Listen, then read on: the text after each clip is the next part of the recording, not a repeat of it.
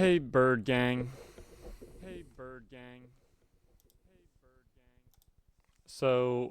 I just had seemingly two people from the Church of Latter-day Saints knock on my door and ask me if I wanted to go to church on Sunday, and I was like, no thanks. And they're like, okay, bye. And I was like, all right. And that had never happened to me in my life before, and I didn't even know that there was I guess, a Mormon church around here. So good for them. Hope that they're living happy, fulfilled lives and not making anybody else's life worse. Um, they seem like nice people, the two of them. But you know how institutions are. Am I right? I'm not gonna get into any of this. This is a Homestuck. This is this is unpolitical. We're so unpolitical here. That's not even true. Anyways, I'm sorry. This is a terrible foot to start on. Let me get back to the bird facts. Today's bird fact was that sometimes you should hang out by yourself. Like, just hang out, but like mindfully. Don't self isolate, don't withdraw. But like every once in a while, take a walk, be present, go to a coffee shop, go to the library. Be there where you are for like an hour by yourself, maybe like once a week, and just like chill out. That's today's bird fact, because it's cool, especially if you can listen to maybe some music. Just enjoy the tunes, or maybe just listen to the birds. It's good. It's good for you. Okay. Last time we left off, we finally got to a recap, which is, I'm pretty sure, interesting, yeah, because the recap happened in the middle of the act. Like, we had this great one, but the act didn't end, so we're just having in this middle self-insert section where we recap the first year of Homestuck, and I said we would read it, but we left off on this, so we're gonna read this. Oh, good lord. I think this is important. This is a good place to maybe for anybody to catch up on our, I think, what, 17th episode? Here we go. Homestuck began on April 13th, 2009. I'm not going to click on every single link. It just, all the links lead back to each of the different pages. But this is where we started, you guys. One whole year ago. Wow. Year ago from the perspective of the comic. The 13th birthday of our chief protagonist and future boy Skylark, John Egbert. Okay, I know I said that I wouldn't click on every single reference, but they were really, particular about this. 3 days prior was supposed to be the day he received the Esper beta in the mail, but it was running late. It showed up later that afternoon, and after overcoming a variety of domestic adversities, okay, he retrieved the game along with a birthday package from his internet friend Dave Strider. John soon established a game connection with another friend, Rose Lalonde, who'd spent the day badgering him about playing with her after unsuccessfully attempting to convince Dave to play. Upon connecting, Rose was able to manipulate John's environment, move his furniture around via cursor, and restructure the shape of his room. John was unable to do this to Rose's environment, however. He'd installed the client copy of the beta, and required the server copy for that. The server copy was trapped in his dad's car, along with a birthday package from another friend, Jade Harley. Jade messaged John inquiring about the package. As of this moment, neither her package nor the server copy had been recovered from John, or has been recovered by John. Rose had also prepared a package for John, but had not mailed it yet. It still sits in her room.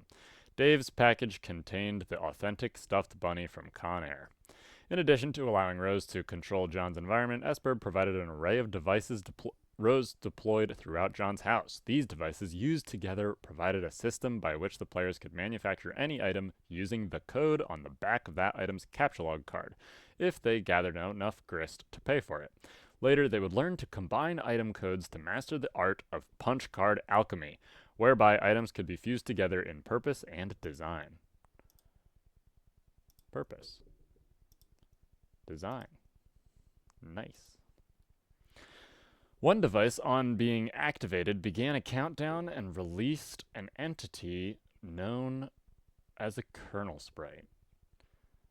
The countdown ticked down to the moment John's house would be struck by a meteor, destroying his neighborhood. To escape this demise, John had to use the devices to manufacture a special item that looked like a blue apple and take a bite of it in order to transport his entire house just before impact to the safety of a mysterious dark realm, where his house would be situate itself atop a tall rock column high above the blanket of clouds. This realm is called the Medium. That's the end of Act 1. Start of Act 2. Before he entered the Medium, though, John and Rose prototyped his Colonel Sprite with the large Harlequin doll his dad got him for his birthday, transforming the sprite to bear its likeness, including the ways the doll was disfigured via earlier hijinks. It had a slashed eye and one arm, and so too did the sprite. When John entered the Medium, the sprite's kernel hatched, thus imbuing all the enemies John and his friends would face with properties of the sprite. The lesser adversaries John faced first, Shale Imps, all wore Harlequin garbs. They became more powerful and more radically mutated with each successive pre-medium prototyping. After entering the Medium, John's dad was kidnapped by Imps. While John was looking for him, he accidentally prototyped the sprite with his grandmother's ashes, transforming it again. This prototyping had no effect on the enemies, since he was already in the Medium, and the kernel had already hatched. Instead, only the sprite was affected, and it took on the appearance, personality, and memories of his grandmother, becoming Nana Sprite, a game-supplied, albeit customized guide for John. She explained aspects of the game about Skya residing at the center of the Medium beyond the 7 gates floating directly above his house, and about an eternal, timeless war fought there between dark and light, one that light was always destined to lose. Rose, who'd been having frequent internet connection issues, lost her connection as she tried to lift John's car to retrieve the game and the package. The car fell into the abyss below. A storm caused her house to lose power along with its wireless internet connection. Her laptop was able to run on battery power for a time, while she tapped into the wireless signal from the laboratory next door. When her laptop ran out of power, she had to overcome more family strife and endure a gift pony in the process. Go outside in the rain and plug it into the small generator outside the mausoleum of her dead cat, Jaspers. She continued her session with John inside the mausoleum, while the meteor-sparked forest fire surrounding her house grew more intense. From the house, Rose's mom opened a secret passage in the mausoleum to help her escape. The passage led to the lab next door, where Rose found a stable, portable source of power and internet for her computer. She also found a terminal projecting the impact times and locations for the millions of meteors presently bombarding the planet, along with all the other live sessions of other players around the world. Meaning they're not the only session, which is something that's always been kind of interesting to me, because they never really go into that. She also found a little girl's room, a mutant kitten she named Vodka Mutini, and a cloning machine operating through the science of ectobiology.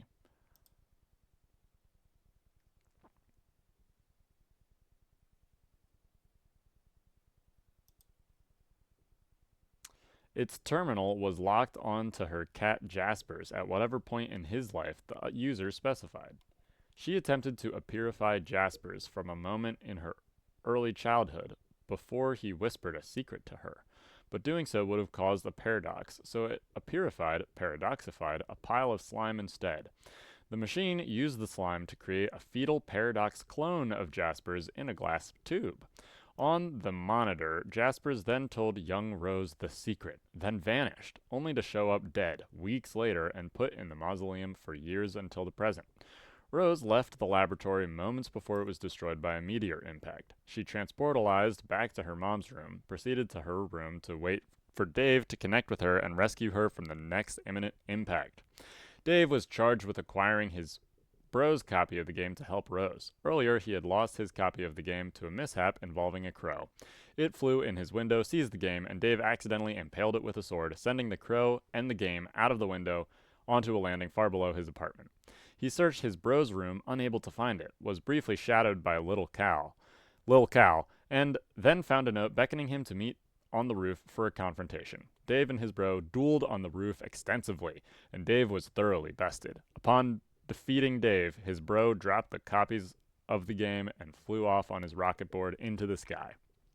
Dave used the copies to connect with Rose and quickly deployed the devices around while her house was on fire, surrounded by flaming tornadoes, and minutes away from being destroyed by a meteor. Rose prototyped her kernel sprite with Jasper's, specifically to understand the meaning of the secret he whispered to her years ago. She was advised to do this by Jade, who told her about the game in the first place. Dave then prototyped the kernel sprite again with the tentacled princess doll given to Rose on her birthday by her mom. Both of these prototypings would have an effect on the enemies once Rose entered the medium and the kernel hatched. Rose used the alchemitter to create the special item, for her a purple wine bottle, which she needed to break to enter. She eventually did, transporting her house just before the meteor collided. The meteor left a crater. Over time, at the site of impact, a large white structure that looked like a wine bottle grew there. And the crater filled up with sand as the climate of the post-apocalyptic Earth gradually changed. The cork of that bottle was a large metal cylinder with an interior much like an advanced science station, with a variety of devices and monitors inside. 413 years after the meteor impact, the wayward vagabond walked through the desert and discovered this station. Inside, he found canned rations, a firefly he named Serenity, and a purifier, and 4 monitors hooked up to a keyboard. On one of the monitors was John, just after he'd entered the medium. WV could type comments to John directly, much as the readers of this story could type commands for the characters to follow.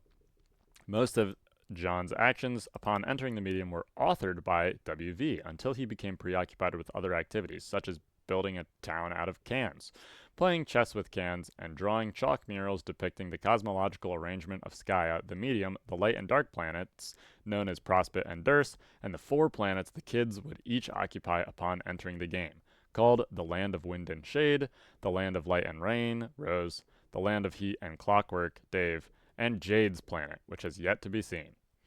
He also activated a countdown in the station, which caused it to blast out of the crater and fly to a designated home coordinates.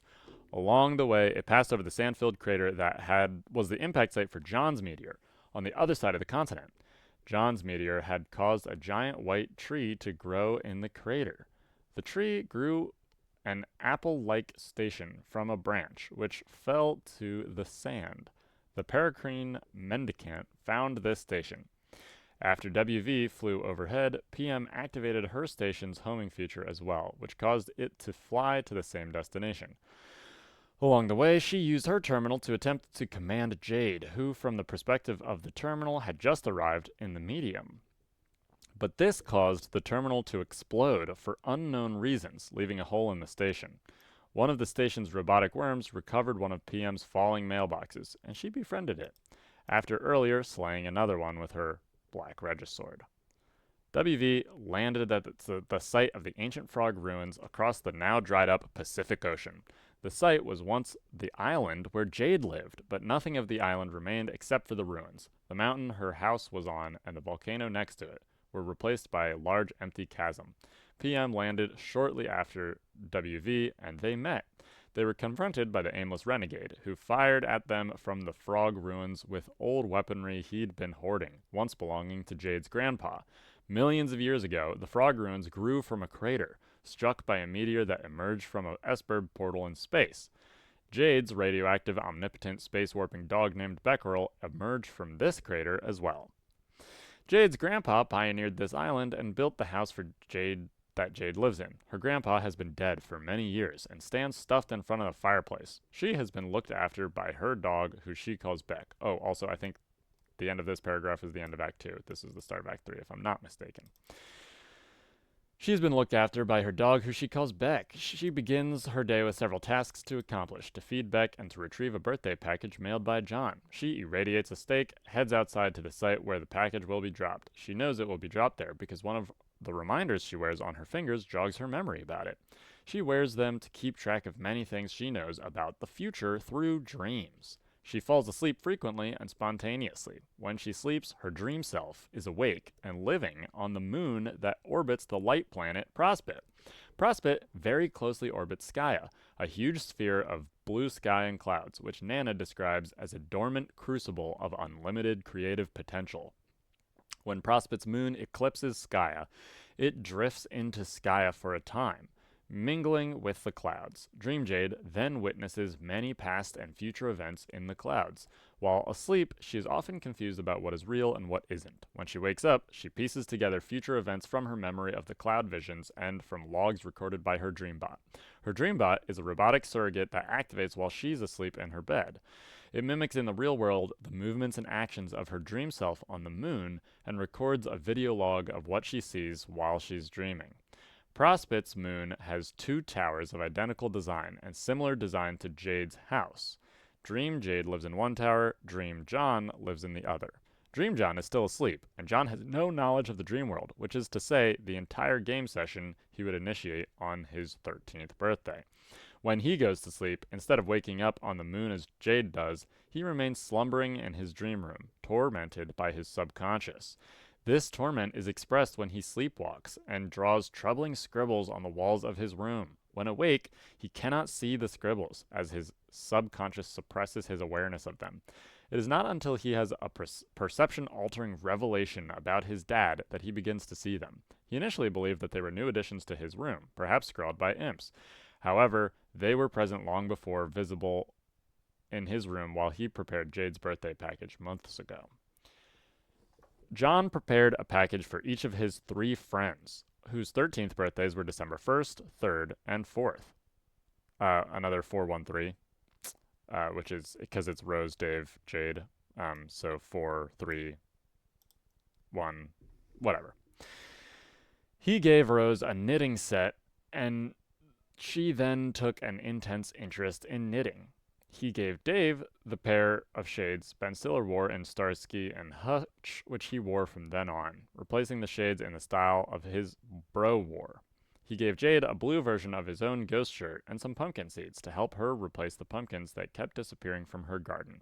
But she did not receive this on the birthday John intended. She received it in the past, on her birthday when she was very young, causing her to take an interest in gardening in the first place, to take a liking to blue apparel, and to eventually befriend John over the internet, and lead him, Rose, and Dave down a path where they would ultimately play this game together. Another paradox. Jade did retrieve his package in the present as planned, but immediately took it to another location where it disappeared. WV in the far future purified it from that location on accident. The package contained further instructions for him. He was to bring it to PM, and she was to use her station's sendificator to send it to another place in time. After she did this, the package appeared in front of young Jade on her birthday. Jade orchestrated the sequence of events through knowledge of them by her cloud visions. She orchestrated similar events for the package that she sent to John, plotting the circuitous route through time and space it was meant to follow. She again utilized the exiles for help while they were still in the medium. The exiles, WV, PM, and AR, were all formerly agents of the kingdoms before they were exiled by some means to post-apocalyptic Earth. AR, as an authority regulator in the Land of Wind and Shade, discovered the package and the beta copy in John's wrecked car as he gave it a parking ticket. PM, working as a parcel mistress, recognized the package from a correspondence she had with Jade on Prospit some time ago and recalled that it must be delivered to John. AR would not relinquish the package, though he did give her the beta, which she delivered into Apixis to satisfy the carved request of a mini-tablet. John carved this tablet at the request of PM through the command terminal in the future. AR brought the package to Durst, where it ultimately wound up on the desk of Jack Noir. Jack is the archagent of the Dark Kingdoms, charged with overseeing affairs through his office's fenestrated wall portals and processing paperwork, which we are looking through one of those fenestrated wall portals at Andrew Hussey right now, while we're reading this recap, and processing paperwork. He is forced to wear a silly garment in keeping with prototyping themes by the Black Queen, an order he resentfully complies with. He oversaw the imprisonment of John's dad, who broke loose on multiple occasions. When Jack went to handle it personally, John's dad set Jack's hat on fire. In a surly act of gratitude, he released the prisoner. John's dad fled to the Land of Wind and Shade, fought large monsters, got his hat dirty, and lost a shoe. He then carved tablet requests for new ones, which John filled via the Pixis, unaware of who requested them. Oh, you know what? I don't think I ever even really caught that. That's really cool. That makes sense.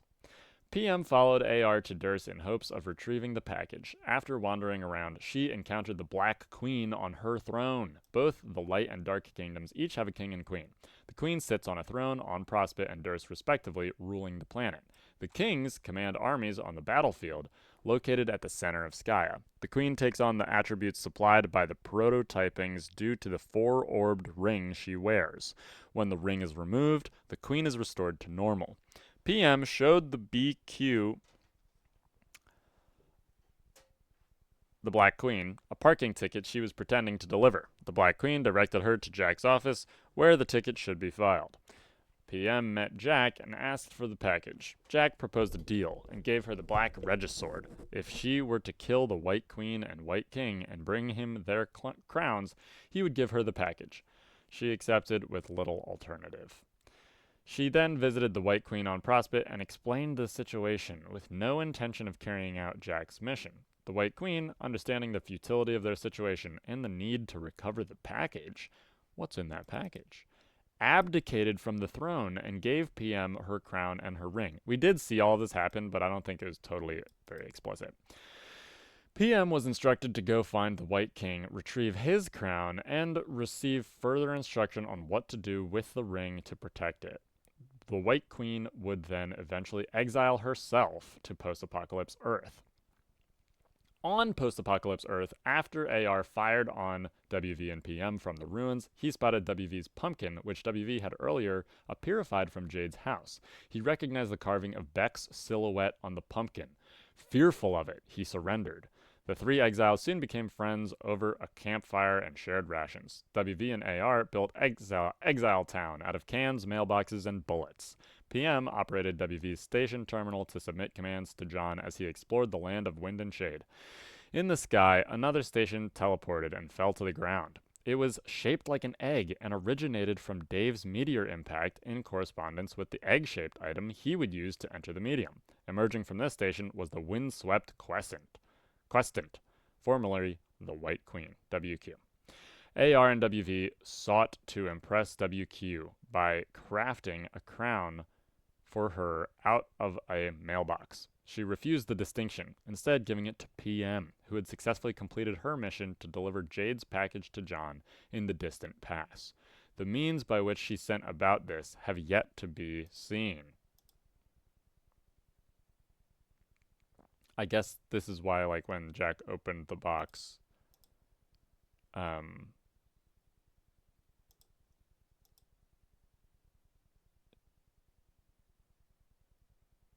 he was shocked, because maybe inside the box isn't the package that was originally there. I don't know. It's unclear.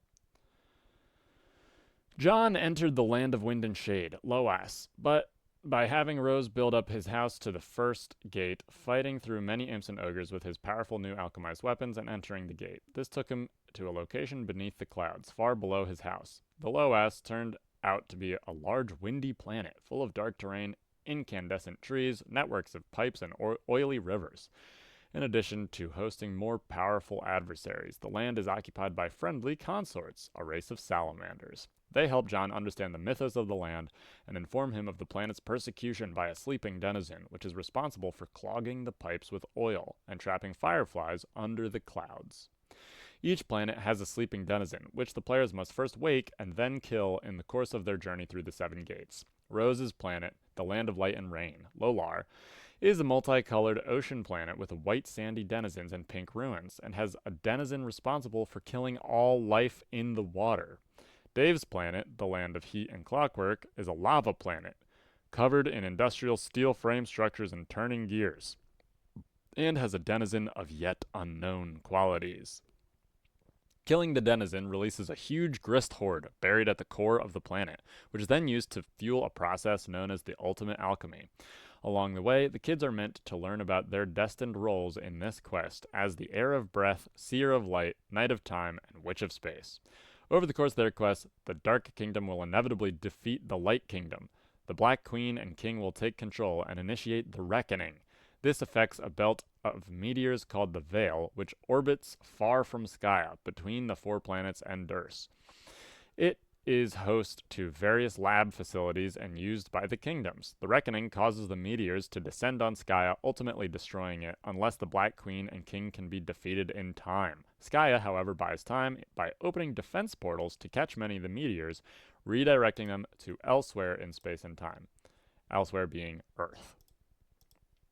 A lot of them. This is the generic template for the way the game is supposed to proceed. It can deviate from this model, however, depending on the actions of the players, and the details of the game mythology presented is unique to each group of players and their session. Long before John and his friends started playing the game, another group of players had been persistently trolling them, particularly Jade. They are furious about an action she will take that will cause major problems in the 4Kids game session and inevitably lead to their defeat. What? Specifically, Jade will send a package to John, apparently containing a powerful weapon he will need later, but the package winds up in the hands of Jack Noir, leading to dire consequences. They allude. Oh, so this is when Jack gets the weapon that was intended for John. So maybe it is the same thing, leading to dire consequences. The dire consequences being that Jack is able to use the weapon against the Black Queen and ascend, which is what we just saw. They allude to other things that she will do that will lead to not only trouble for the 4Kids, but the troll players as well. The trolls consist of 12 kids from an alien planet who went through the same process as John and his friends, escaping from the annihilation of their planet via meteors and into the medium to play the game. Their game session is entirely separate from that of the 4Kids. It has the same basic template, with its own Skya, Prospit, Durst, Vale, and a planet for each troll, but separate game instances of these. They also have different instances of the same character templates, such as the King, Queen, and agents like Jack Noir. The trolls have completed their game session with yet unknown results. They now reside on a meteor in their Vale, sitting at terminals trolling John and company. From their terminals, they can choose any point in the past or future of the kids to troll and observe what they're doing at that moment. As a group, their only stated objective is to harass the kids, which they do so haphazardly throughout different points in the kids' timeline. Though they can choose any point on the kids' timeline to talk, they are mostly resigned to the understanding that no matter what they do, they can't actually change the outcome of the kids' actions. The four most vociferous trolls so far have been Carcinogeneticist, who looks like this, Gallows Calibrator, who looks like this, Grim Auxiliatrix, who looks like that, and Adios Toreador, who looks like that. The other 8 being Apocalypse Arisen, Twin Armageddons, Arsenic Catnip, Arachnid's Grip, Centaur's Testicle. I fucking forgot that that's his name. Terminally, Capricus, Caligulus, Aquarium, and Cuttlefish Kohler.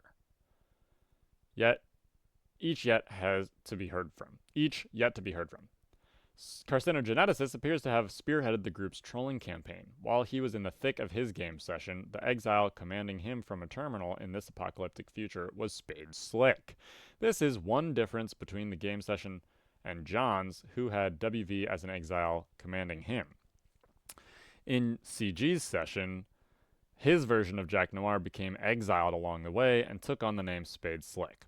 3 other agents were exiled, and the 4 of them formed a gang called the Midnight Crew, and spent years building up a dark city in the future wasteland of the Trolls' dead planet. Another difference in the Trolls' session is that at some point along the way, the Black Queen was also exiled, later joined a rival gang called the Felt, assumed special powers that make her highly inadvisable to kill, and came to be known as Snowman. It was not until Slick confronted the Felt in their mansion that he discovered the station terminal to command CG, and not before Snowman had blinded him in one eye, severed his arm, and locked him in a vault, which is very similar to what happened to the Harlequin that got prototyped.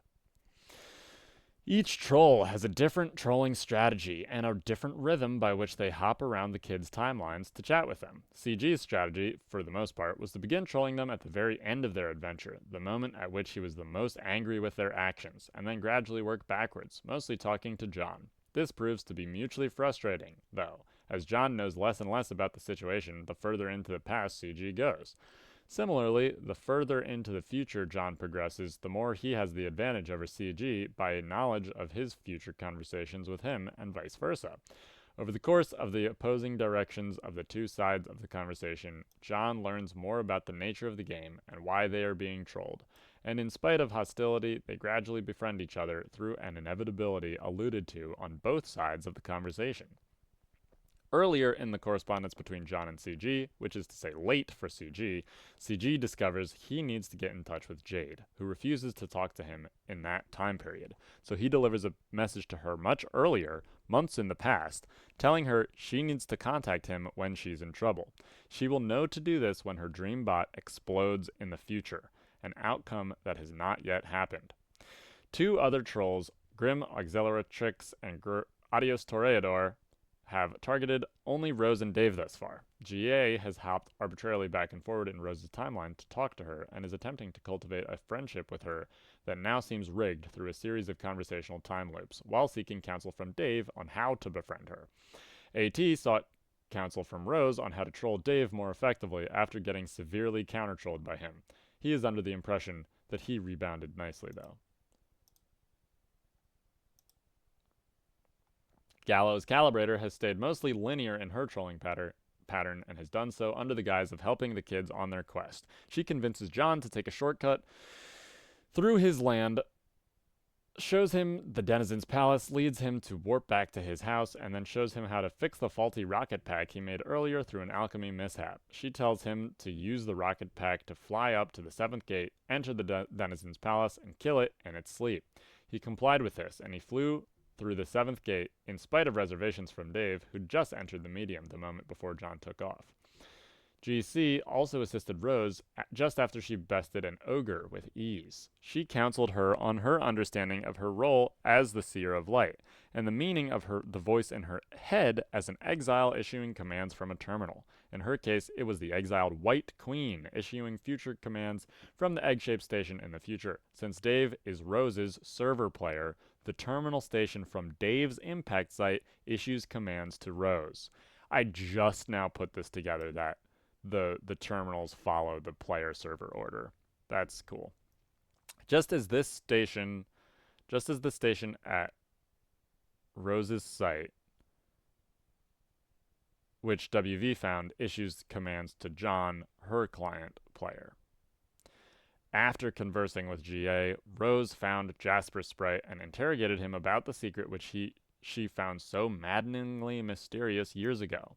He explained elements of the mythos of her land and how she'd need to learn to play the rain to produce the musical analog of a genetic code to reintroduce life into the ocean.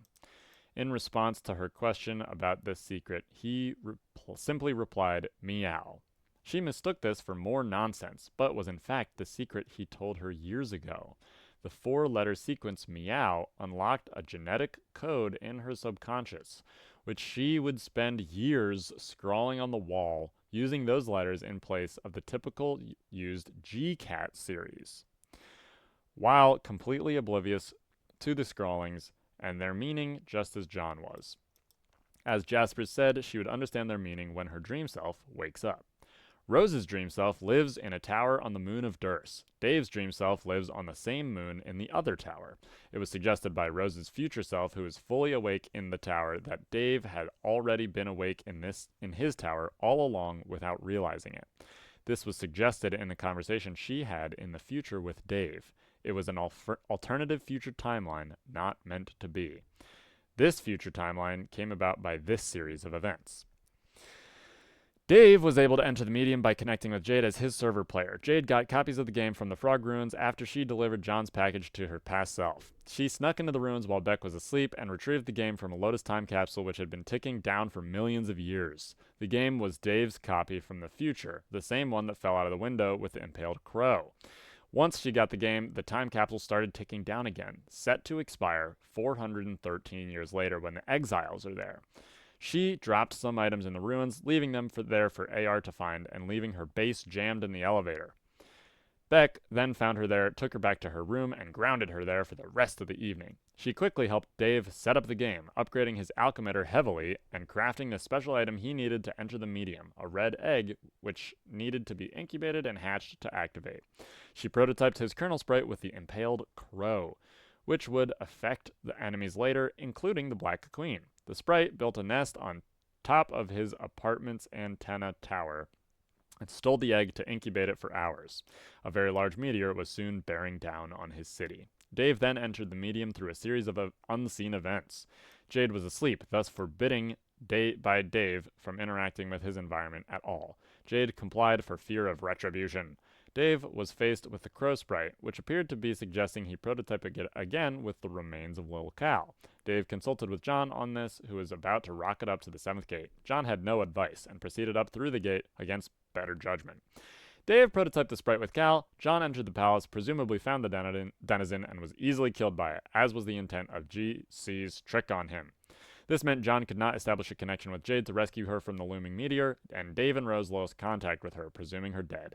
Dave and Rose then spent the next 4 months in the medium, advancing as far as they could to collect information before Dave decided to travel back in time to change events. Dave used his timetables to go back to the moment he was about to prototype with Cal. Both he and his past self strongly urged John not to go through the gate. John was reluctant at first, but soon reconsidered and flew down beneath the clouds. Future Dave then gave present Dave all his advanced gear and prototyped the crow sprite with himself to make Dave's sprite, thus serving as his own guide from the future. Before going back in time, Future Dave convinced Future Rose to go to sleep. He suggested her dream self would be unaltered by the timeline shift, and in her dream state, she would remember the events from the future. When Dave went back, Rose's future dream self assumed the position of Rose's present dream self. Rose fell asleep, and on Durst's moon, she instantly woke up. She then saw all the genetic scrawlings she did in meow letters and understood their meaning.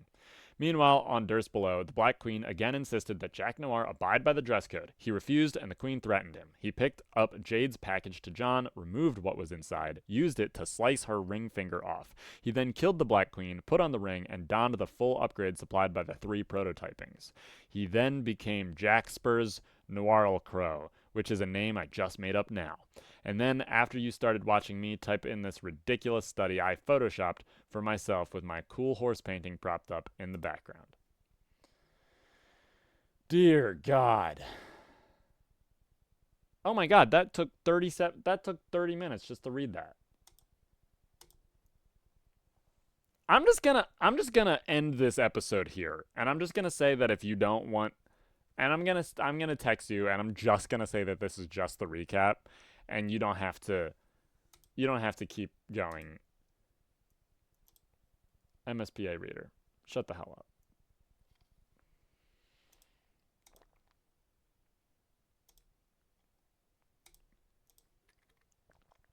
We already read all this in the last one.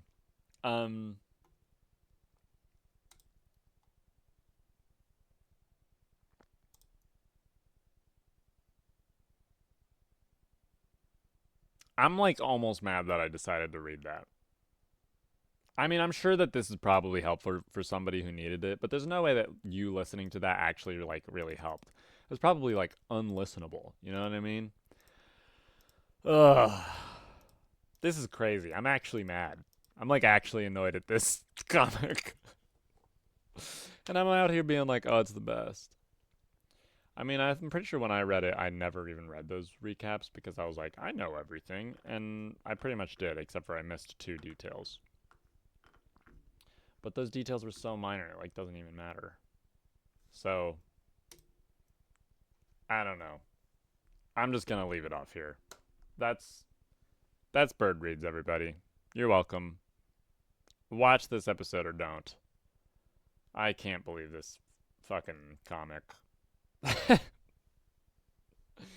whole episode just to do 1 page. Alright. Well, I mean, I could go on 20 minutes more, but then that would mean I'm just gonna call it here. Alrighty. Have a good one, everybody. Peace out. See you next time, where we'll pick up with John and